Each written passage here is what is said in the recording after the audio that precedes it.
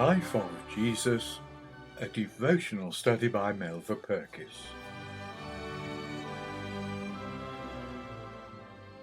Book 4, Chapter 13, The Lord of Life.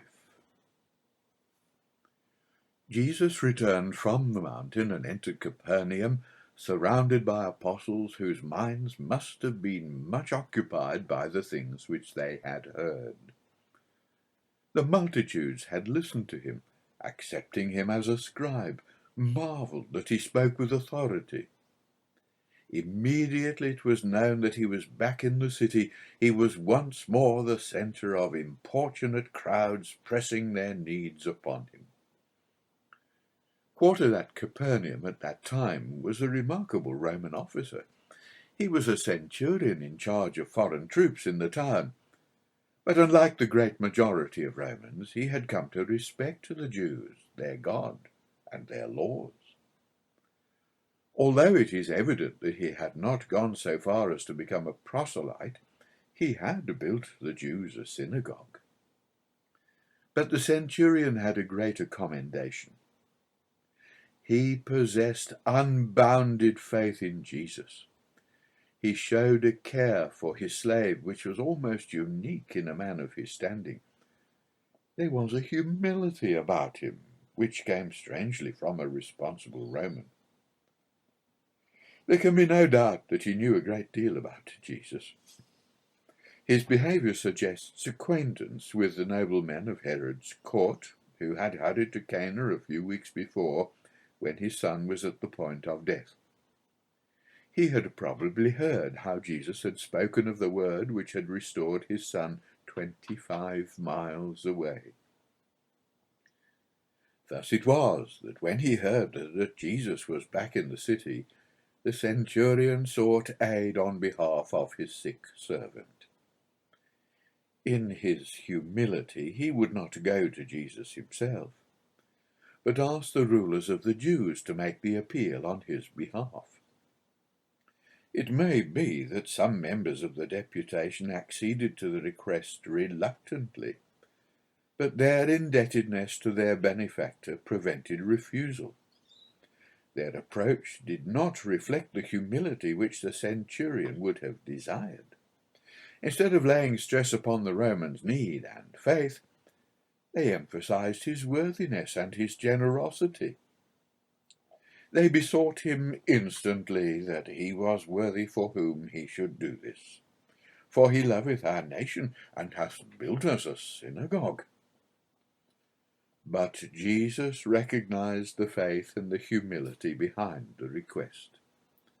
As he recognized the quality of a centurion who would concern himself so deeply over the health of a slave, he went with them towards the Roman's residence. Before the company could arrive, the centurion once more intervened.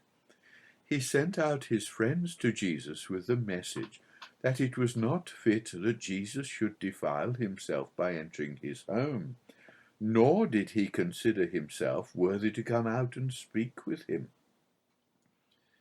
He expressed his belief that all that would be necessary for the healing of his servant could be accomplished by a word. He went on to give the grounds for his faith, interpreting the power of Jesus in terms of his authority as a soldier. He believed Jesus, under the authority of God, could command sickness by a word, just as he himself could command his servants in the name of Caesar. There are only 2 instances in the Gospels where it is recorded that Jesus marveled. He marveled at the unbelief of his fellow townspeople at Nazareth. He marveled at the belief of this Roman soldier.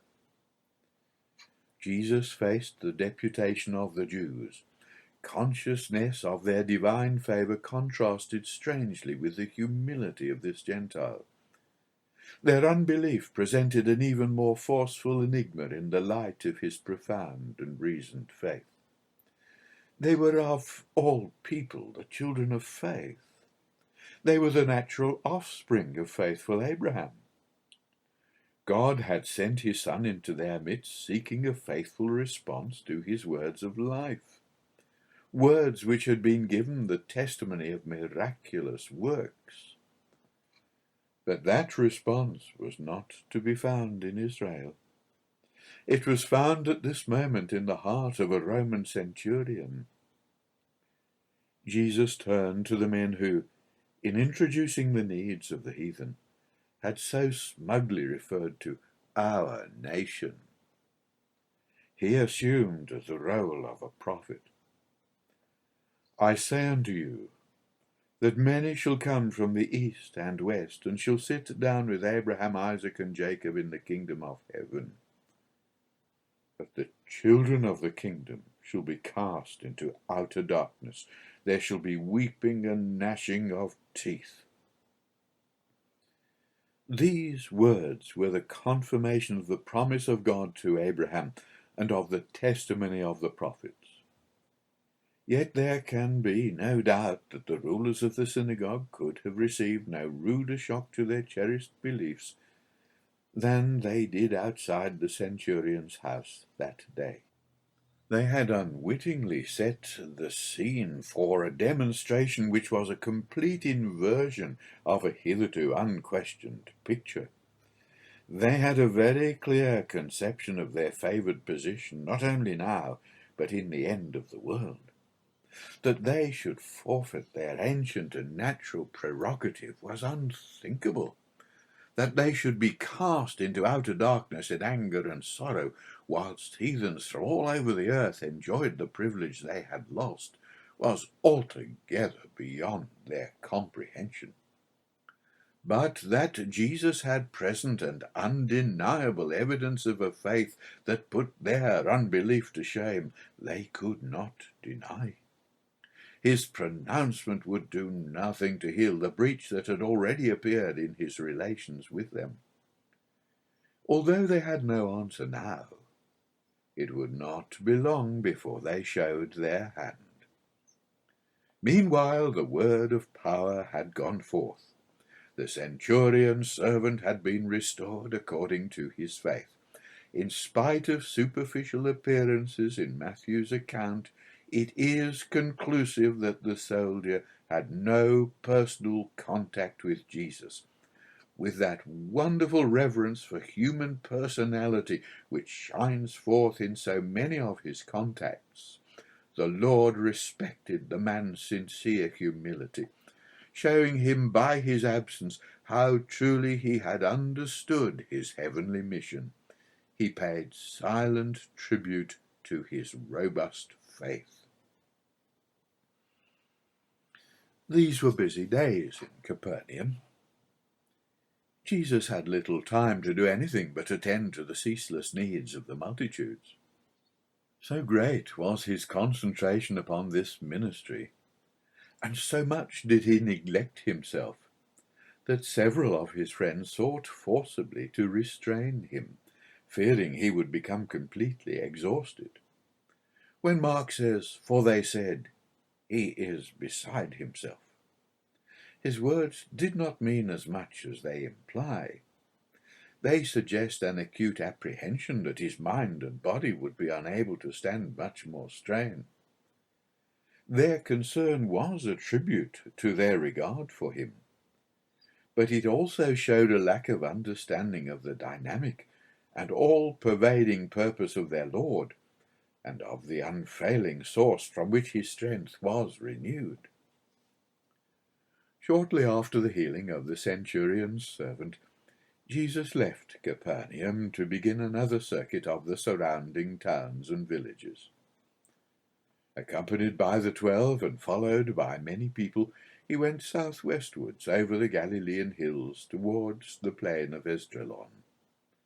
It was springtime. The fresh green of the awakening countryside would bring happiness and a sense of well-being to many of the people as they followed.